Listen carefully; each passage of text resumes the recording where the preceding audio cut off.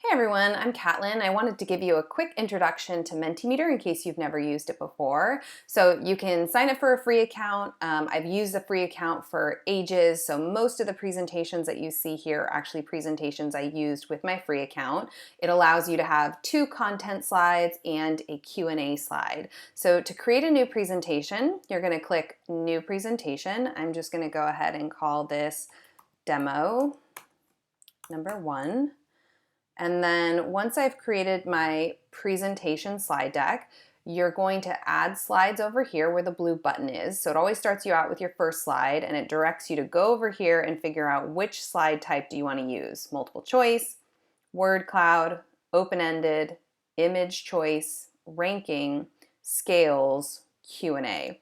Now I have features or I have options over here that you might not see in your free version just because I recently upgraded to the basic education now that so much of my presentations are happening online. So let's say I want to start my presentation by having the group introduce themselves. So initially, my instinct was to click over here to change the title of the slide, but actually you are going to go over here to change the title. So last week I hosted a virtual happy hour for teachers and I began with an open-ended question that asked them like, where do you teach? What do you teach? What beverage did you bring to the happy hour? And I chose between the 3 options here. So you can do speech bubbles, one-by-one responses, and the flowing grid. The flowing grid is my favorite because it has a little movement to it. The answers kind of cycle through. So if you have a large group, not the same answers don't stay at the top. You see kind of the different answers moving. So that one's my favorite. So I selected the flowing grid.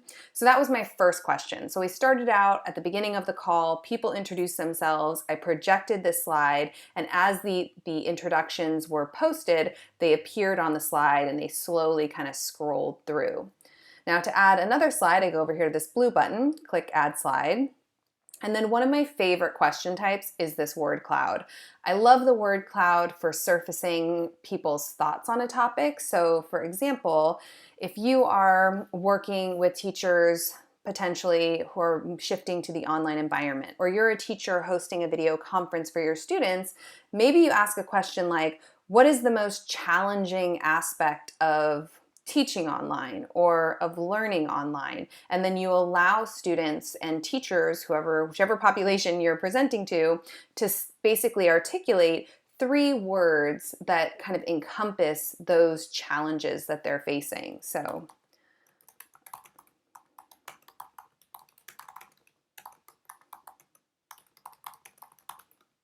we'll just keep this teacher facing. And then you can decide on the number of entries. So I typically just leave it at 3, though I have used 5 entries. Just keep in mind the more entries you ask for, the longer it's going to take your audience to complete the answer fields and submit their answers. But you'll notice that as they submit their answers, the word cloud moves, it's really colorful, words get bigger, so you start to see the commonality in the group.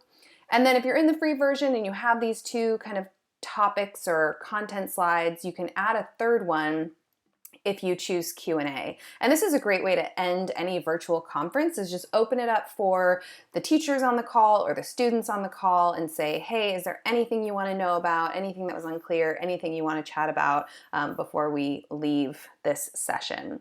So it works really well, and it's a great complement to just a video conference where you're engaging the group in a discussion. It's great for integrating some engagement opportunities in a direct instruction session. So if you're transferring information or you're explaining something, pausing throughout to ask students questions, keep them engaged, really, really helpful. And for those of you who feel like you might want to consider the education version, I'll just show you an example.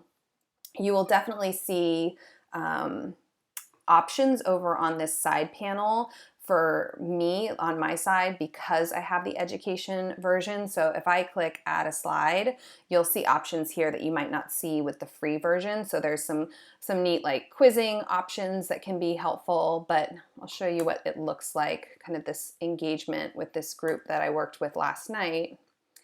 Let me cancel this. So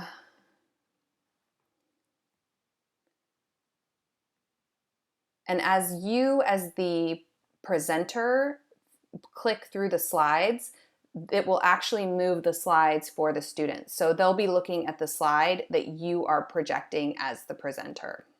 So hopefully that's a basic introduction to Mentimeter for those of you who are just looking for a strategy to increase engagement in your video conferencing sessions.